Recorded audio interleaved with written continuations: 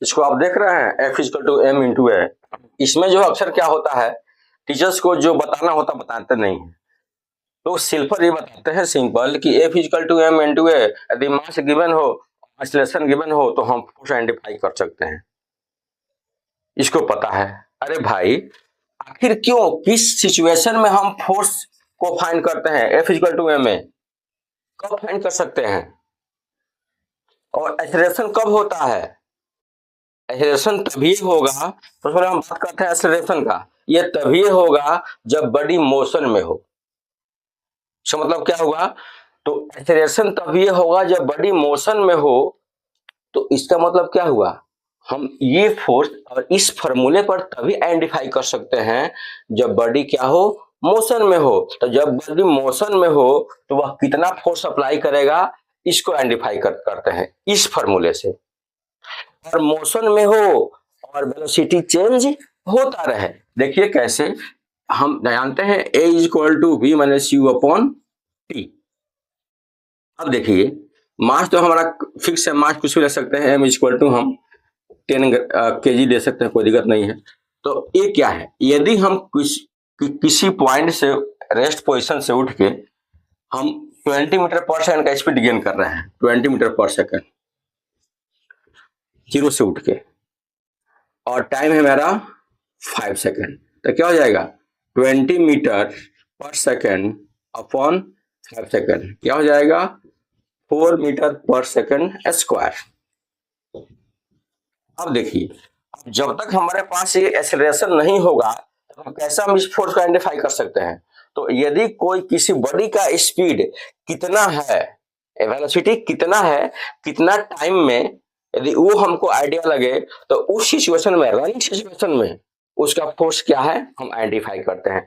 तो F equal to ma से हम यही सीखे इस एक्सेलरेशन के कंसेप्ट से कि जब बॉडी क्या हो, मोशन में है, तो उस कंसेप्ट में हम क्या करते हैं, इसका जो है फोर्स को आइडेंटिफाई करते हैं।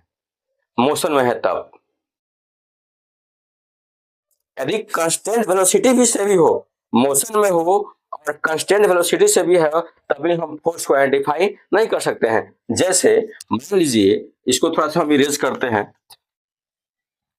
ये 4 मीटर पर सेकंड है, तो इसका F क्या जाता है, फाइंड कर लेते हैं 10 इंटू 4 40 न्यूटन। यानी कोई बॉडी का एक्सीलरेशन क्या हो, 4 मीटर पर सेकंड स्क्वायर, मतलब क्या, वह वेलोसिटी चेंज कर रहा है एक पार्टिकुलर टाइम टी में, 20 मीटर पर सेकंड का स्पीड गेन कर रहा है, वेलोसिटी गेन कर रहा है, तो उस समय उसका फोर्स क्या होगा 40 न्यूटन।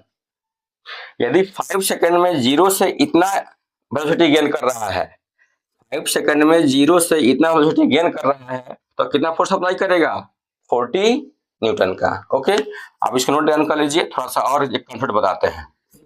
यदि बॉडी हमारा, यदि स्पीड क्या हो, कांस्टेंट हो, यानी ये 20 मीटर पर सेकंड से उठा और उतने पर जो है चलता रहा एक पार्टिकुलर टाइम टी 5 सेकंड में, तो क्या हो जाएगा एक्सेलरेशन 20 माइनस 20 0 बाई 5 सेकंड, मतलब क्या हो गया 0।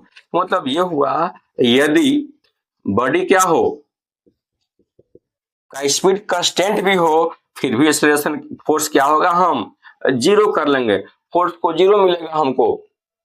यदि कांस्टेंट एक्सेलरेशन से, यदि कांस्टेंट वेलोसिटी से कोई बॉडी मूव कर रहा है, तो फोर्स क्या होगा हमारा 0 होगा, क्योंकि जब वेलोसिटी चेंज नहीं होता है तो एक्सेलरेशन भी चेंज नहीं होता है, एक्सेलरेशन हमारा क्या रहता है 0 रहता है। तो एक्सेलरेशन तभी चेंज होगा जब वेलोसिटी क्या होगा, चेंज होगा।